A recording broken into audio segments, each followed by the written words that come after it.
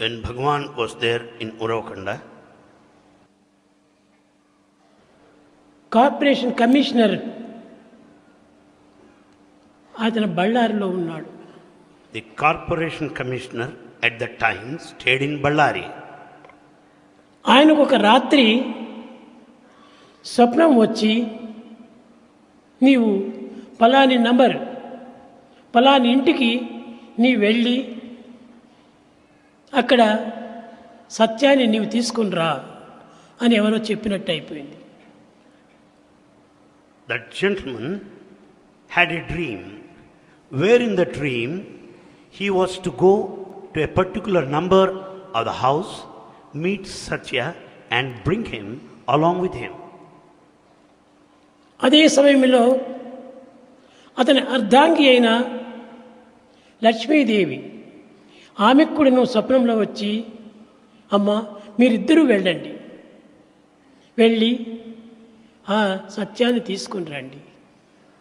His wife Lakshmi Devi also had similar dream where it was indicated clearly, you also follow your husband and bring Satyam along with you both. ఆ బళ్ళారి లోపల 3 దినములు వాళ్ళు ఇంటిలో పెట్టుకున్నారు. Bhagavan stayed at the residence of the chairman of the corporation. అక్కడ నుంచి చాలా for 3 days. సమీపంగా ఉంటున్నదని విరూపాక్ష దేవాలయం తీసుకెళ్లారు.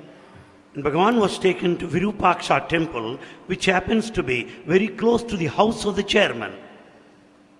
అప్పుడు శేషమరాజు అతని ఇల్లాలు లోపలి వెళ్ళి, మేము విరూపాక్షని దర్శించుకొని వస్తాము, నీవు ఈ సామాన్ దగ్గర ఉండు అన్నారు. Seshamarazu and his wife wanted Bhagavan to take care of all their belongings outside as they would go into the temple to have the visit of the holy shrine. సరే నేను ఇక్కడే ఉంటానని ఒప్పుకున్నాను.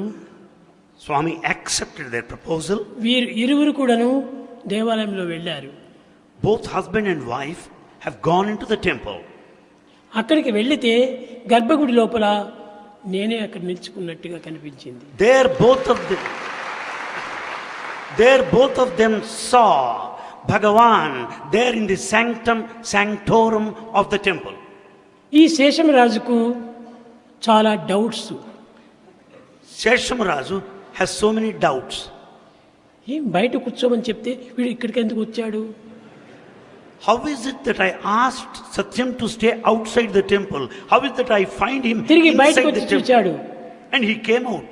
నేను అక్కడే కూర్చున్నాను. There he saw Swami there. మళ్ళీ లోపల పోయాడు, అక్కడ ఉన్నాను. He went inside. There he saw Swami again. కానీ ఇంకా ఆయన డౌట్స్ పోలేదు. Still he was having doubts. భార్యను బయట పోమన్నాడు. He asked his wife to go outside. నీవు అక్కడ సత్యం దగ్గర ఉండు, You stay with Satyam there outside the temple. సత్యాన్ని కదలనివ్వకుండా చూసుకో, See that Satyam won't move. He will be there only. నేను లోపల వెళతానని వెళ్ళాడు. And he said, అక్కడ కూడాను నవ్వుతూ నేను ఉండినాను. and he has gone inside. There he found smiling Bhagavan there. ఈ There in రెండు the sanctum కూడాను sanctorum.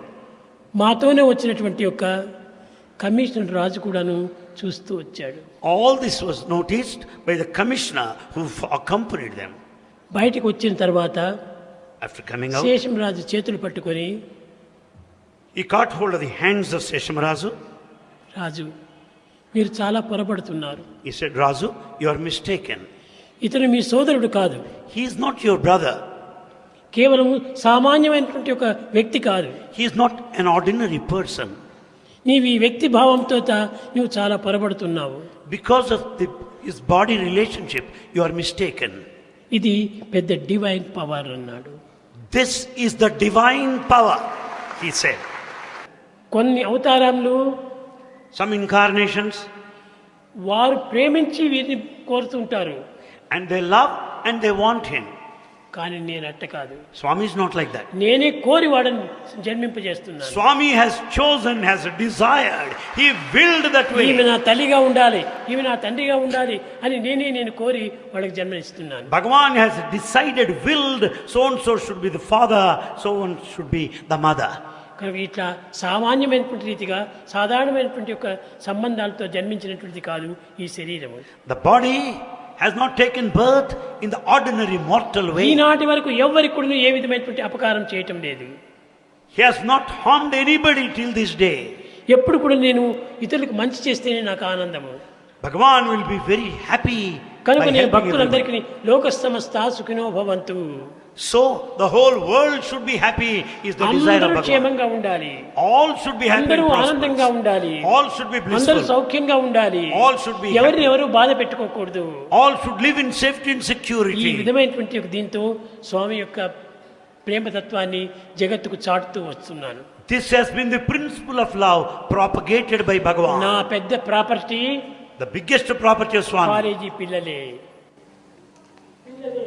are the children, students, primary school, the primary school, college, college. Higher secondary school, higher secondary school. వీళ్ళందరు పిల్లలంతా కూడా నా వెంటనే ఉంటుంటారు. All these children are with Swami. నన్ను వదిలి వారు పోరు, వారిని వదిలి నేను ఉండలేను. They don't leave Swami. Swami will never leave them. కనుకనే నా ప్రేమంతా కూడాను ప్రజలే. And Swami's love is on ప్రజల యొక్క people. ప్రాణమే నా యొక్క జీవితము. The happiness of people is the happiness of Swami. కనుక నేను నా తత్వాన్ని మీకు ఈనాడు పూర్తి చేయాలని Bhagavan wanted to declare his nature. October సోమవారం 25వ తేదీ And it was, ఈ రావడానికి కారణం ఇది. this is the reason for the descent of Bhagavan. ఈ విధమైనటువంటి నేను ఎప్పుడు జన్మదినోత్సవాలు ఎప్పుడు నేను చేసుకోను. This has not been observed nor celebrated కానీ ఈ before. భక్తులు నన్ను ఊరికే ఉండనివ్వరు. But devotees won't leave him at that stage. స్వామి ఇది బర్త్డే, ఇది చేయాలి, అది చేయాలంట. నాకు ఏది ఇష్టం లేదు. Bhagavan does not prefer nor like, but me devotees అందరి ఆనందమే pressurize him. నా birthday. Your bliss is the birthday of Bhagavan. నాకు ప్రత్యేకమైనటువంటి బర్త్డే లేవు. There is no separate birthday నీ celebration. బర్త్డే నా birthday. Your birthday is Bhagavan's birthday. కాబట్టి దేహాలు వేరు వేరు ఉన్నప్పుడు ఈ విధమైనటువంటి భావాలు ఉండకూడదు. We should not have the dual mind or all differences. Are one, be alike to everyone. All are one, be alike to everyone. కనుక నాకు ఈ విధమైనటువంటి ఒక సంబంధ బాంధవ్యాలు లోకంతో ఏర్పడినటువంటివి కాదు. This is not worldly relationship anyway. ఇదంతా ప్రేమ చేత లభించేటువంటివి. These things could be had by love. Indeed, he comes for those who are devout and those who doubt, those who seek and those who shun, those who pray and those who go astray, those who are fervent and those who falter. Like rain and shine, the Lord showers his love on all alike. Essentially, he descends to assuage the pain and provide succor to the downtrodden.